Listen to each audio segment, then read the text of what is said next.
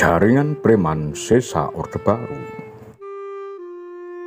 Mulanya di organisasi pemerintah lewat tentara. Pasca Orde Baru, kelompok preman kehilangan patron dan bisa menentukan nasibnya sendiri, bertransaksi dengan penguasa. Pada 1970-an, geng-geng remaja seperti Barlan dan Siliwangi Boys berkeliaran dan tak jarang melakukan kekerasan di Jakarta. Panglima Komando Pemulihan Keamanan dan Ketertiban Pangkop Kamtib Jenderal TNI Sumitro memerintahkan agar kelompok-kelompok dan geng remaja dibubarkan. Namun ada udang di balik batu. Pembubaran kelompok itu rupanya tak semata untuk mengurangi tingkat kejahatan. Kop Kamtib menggunakan kelompok-kelompok tersebut sebagai alat penguatan kekuasaan negara. Kelompok baru kemudian bermunculan, seperti Pemuda Pancamarga, Angkatan Muda Siliwangi, Ikatan Pemuda Karya, dan Angkatan Muda Pembaharuan Indonesia.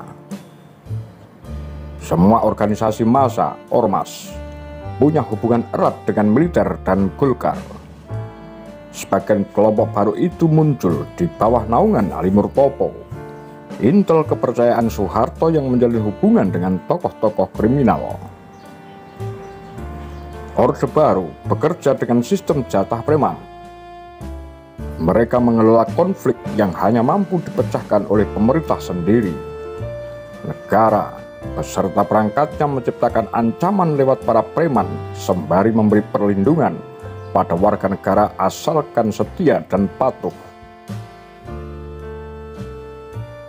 Ali Murtopo menugaskan preman-preman binaannya untuk memastikan Golkar mendapat perolehan suara pada pemilu 1971 dan 1977. Para preman binaan bekerja dengan menjalankan konvoi kampanye yang tak jarang berujung kekerasan. Dengan begitu, pemerintah punya kesempatan untuk kebolehan dalam mengendalikan ancaman. Para preman juga ditugaskan untuk mengintimidasi peserta pemilu agar memilih Golkar.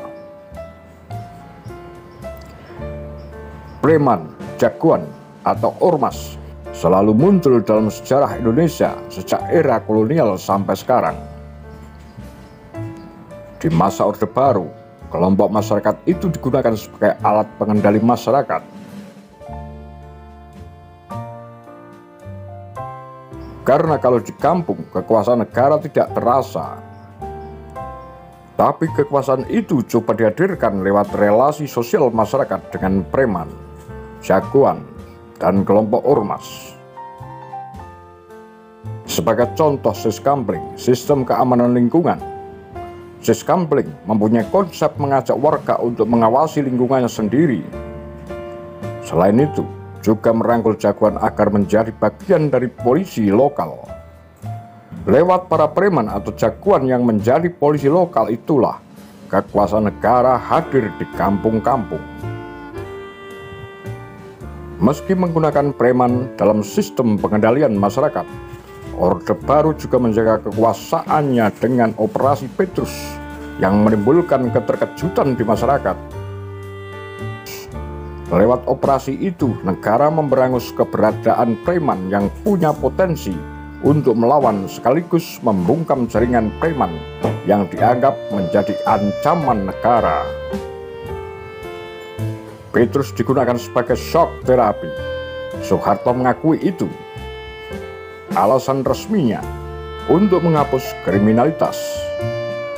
Tetapi dari segi lain, ada pola-pola organisasi dan jaringan yang dianggap mengancam negara. Runtuhnya Orde Baru beserta turunnya para tentara pembina preman mengubah pola kelompok preman. Bila semula mereka dibina oleh tentara dan punya peran ideologis untuk melawan sesuatu yang dianggap subversif, mereka kemudian menentukan jalurnya sendiri. Figur preman berubah. Preman era Orde Baru berbeda dari era sekarang. Krisis moral, meningkatnya kekerasan dan kejahatan menguntungkan kelompok seperti Forum Betawi Rembuk dan Front Pembela Islam untuk menampilkan diri sebagai ormas yang menyediakan perlindungan bagi kaum miskin kota. Forum Betawi Rembuk sangat radikal. Mereka merasa sebagai warga asli Jakarta yang terpinggirkan oleh proses modernisasi. Setelah Orde Baru, mereka ingin merebut apa yang mereka anggap hak mereka. FBR misalnya, terlibat konflik dengan pedagang-pedagang Madura dan Flores atau siapapun yang berpotensi menguasai ekonomi lokal. Mereka juga mengorganisasi pungutan-pungutan liar pada para pedagang atau tukang parkir. Pola serupa juga dilakukan oleh FPI. Mereka menawarkan perlindungan pada konsep umat dari demokrasi yang mereka anggap kebablasan. Mereka menggunakan konsep ancaman terhadap kemurnian umat untuk melakukan pemerasan secara moral dan mengintimidasi. Inilah pola yang muncul pasca reformasi untuk melegitimasi kekuasaan mereka secara lokal. Peran besar kelompok preman atau ormas saat ini terutama terlihat di sekitar pemilu atau pilkada pasca reformasi. Kelompok ormas punya peran besar untuk memobilisasi massa, menjaring suara, dan mengumpulkan uang. Negara tak lagi bisa mengendalikan kelompok preman seperti di era Orde Baru.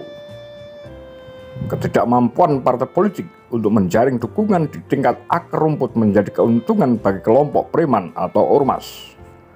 Jaringan warisan Orde Baru ini sangat sadar untuk melakukan transaksi dan tawar-menawar dengan parpol.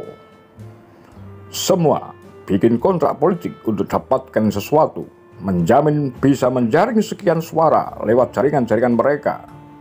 Ormas jadi alat yang menguntungkan bagi parpol untuk meraih kekuasaan. Model lama dengan massa yang bisa memaksa dan efektif buat pemilu.